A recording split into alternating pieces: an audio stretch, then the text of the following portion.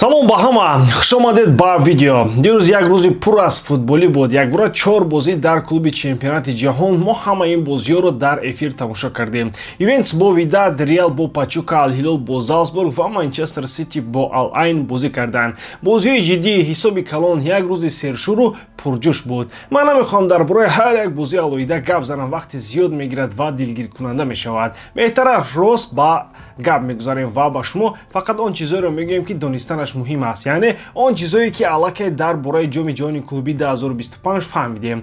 ҳоло дар марҳилаи гурӯҳӣ қариб ҳамаи чиз равшан шудааст. Ба даври якашфинал баромадан Бавария, Фламенго, Ювентус ва Манчестер Сити. ҳамаи онҳо ду бозии аввалро бурданд ва рохаташонро гирифтанд ва аз мусобиқа хориҷ шуданд онҳое ки дар ду бозии аввал бохт кардан инҳоянд: Окленд Сити, Лос-Анҷелес, Урава Редс, Улсан, Видад, Ал-Айн ва Пачука. барои онҳо мусобиқа тамом шуд. ҳамин буд хулосаи асосӣ. Дар қисмати дигар дар бораи он гап мезанем ки чӣ гуна бозӣ кард, кадом бозингарон беҳтарин буданд ва ки ҳоло ба плей-офф омода аст. Агар шумо ҳама ин бозиҳоро худатон тамошо кардед, саломат бошед. Агар накарда бошед, гӯш кунед. Мо дар телеграм канали ман ҳамашонро дар эфири зинда ва бо сифати хуб дидем. Ман худам он ҷо будам, дигар мухлисонам буданд. ҳама гап задем, фикр гуфтем, хурсанд шудем, асабиам шудем. ҳамааш воқеӣ буд. Агар шумо мехоҳед бозии навбатиро бо ману дигар мухлисони якҷо бинед дар муҳити футболи ҳақиқӣ, ба канали телеграми ман дароед, обуна шавед ва тайёр бошед.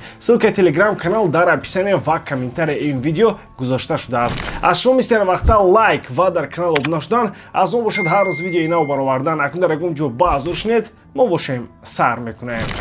Ювентус бо боварии қавӣ роҳашро дар чемпионати ҷаҳон байни клубҳо идома медиҳад. бозии дуюмашонро низ боваринок пирӯз шуданд. ин дафъа бар дастаи Марокаш Видад бо ҳисоби 4-1. ин чорумин ғалабаи пайҳам барои дастаи Игор Тудор аст. дар ҳамин бозӣ як бозингари ҷавони Ювентус Кенан Йилдиз хеле хуб баромад кард. бозӣ аз ҳамон дақиқаҳои аввал бо фишори сахти Ювентус оғоз шуд. дар дақиқаи шашум пас аз зарбаи Йилдиз як бозингари Видад Бутай ба хато роҳ дод ва тӯбро ба дарвозаи худ зад. баъди ҳамагӣ 10 дақиқа худи Йилдиз голи дуюмро ба қайд гирифт. ӯ дар ҷаримагоҳ хеле зирак бозӣ кард ва бидуни ҳеҷ тарс тӯбро зад. ҳамин ҷавон мисли як бозингари таҷрибадор бозӣ мекард. дар нимаи аввал ӯ мудом дар майдони рақиб хатар эҷод мекард ва кори муҳофизати Видадро душвор карда буд. аммо Видад ҳам даст болои даст нагузошт. дар дақиқаи 25 онҳо як голро баргардонданд. Теминкоси Лоч баъд аз хатои дифои Ювентус тӯбро гирифт ва бо зарбаи дақиқ ба кунҷи поёни дарвоза зад. ин гол як каме вазъиятро тағйир дод, вале футболбозони Ювентус бозам ба худ омаданд ва назорати бозиро баргардонданд. дар қисми дуюми бозӣ Ювентус боз ҳам фишорро идома дод. дар натиҷа ду голи дигар заданд. дар дақиқаи 69 Кенан Йилдиз дубл кард, яъне боз як голи дигар зад ва нишон дод ки дар ҳамла чӣ қадар хатарнок аст. дар дақиқаҳои изофӣ бошад, Душан Влахович пеналти зад ва ҳисоби бозиро 4-1 кард. Ювентус ҳоло дар ин мусобиқаи ҷаҳонии клубҳо хеле хуб бозӣ карда истодааст. ин яке аз беҳтарин натиҷаҳои даста дар чанд соли охир аст. онҳо аллакай ду бозиро бурданд. аввал бар дастаи Ал-Айн бо ҳисоби 5-0 ғолиб омаданд, баъд Касабланка яъне Видадро 4-1 шикаст доданд.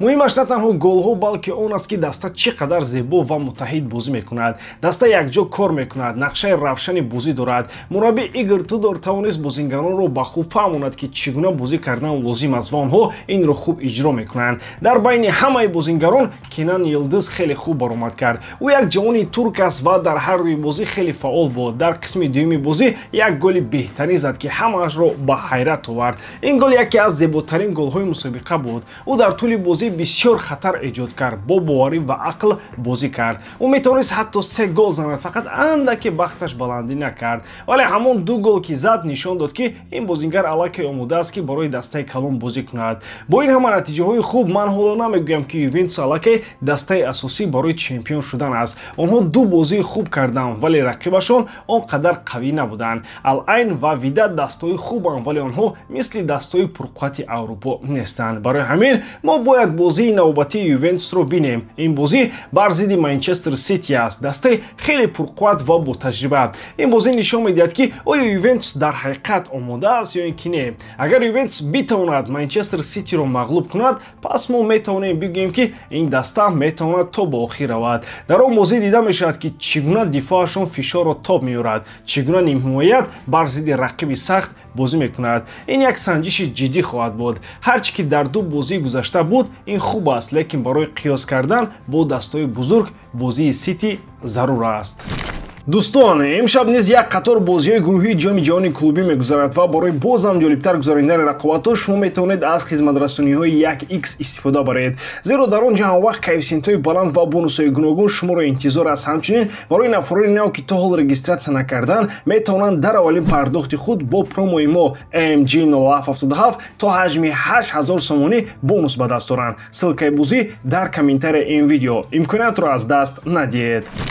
Реал дар бозии дуюми марҳилаи гурӯҳии чемпионати ҷаҳон байни клубҳо бар Пачука бо ҳисоби 3-1 ғолиб омад. Дар дақиқаи ҳафтум Раул Асенсио бо корти сурх майдонро тарк кард ва даста бо 10 бозингар монд. Бо вуҷуди ин, Реал бозиро идома дод ва тавонист натиҷаи мусбат ба даст орад. Голи аввалро Ҷуд Беллингем зад. Барои ӯ ин 15-умин голи мавсим мебошад. Баъд аз он Арда Гулер дар қисми аввали бозӣ голи дуюмро ба қайд гирифт. Ӯ дар синни 20 солу 57 рӯз аллакай 10 гол ба номаш сабт кардааст ва аз рӯи натиҷа ҳатто Винисиусро пеш гузашт. Дар нимаи дуюм Федерико Валверде голи сеюмро зад ва ҳисобро 3-0 кард. Дар дақиқаи 80 Элиас Монтиел як голи ҷавобӣ ба номи Пачука сабт кард. Дар ин бозӣ Пачука 25 зарба ба дарвозаи Реал зад ки аз онҳо 11 тоаш ба самти дарвоза равона шуд. Тибо Куртуа 10 сейф анҷом дод ва яке аз қаҳрамонони асосии бозӣ гардид. Винисиус беш аз 2 моҳ боз барои Реал гол назадааст. Бори охир ӯ 16 апрел дар бозӣ бо Арсенал дар Лигаи Чемпионҳо гол зад. Барои тими миллии Бразилия бошад, ӯ 11 июн гол зада буд.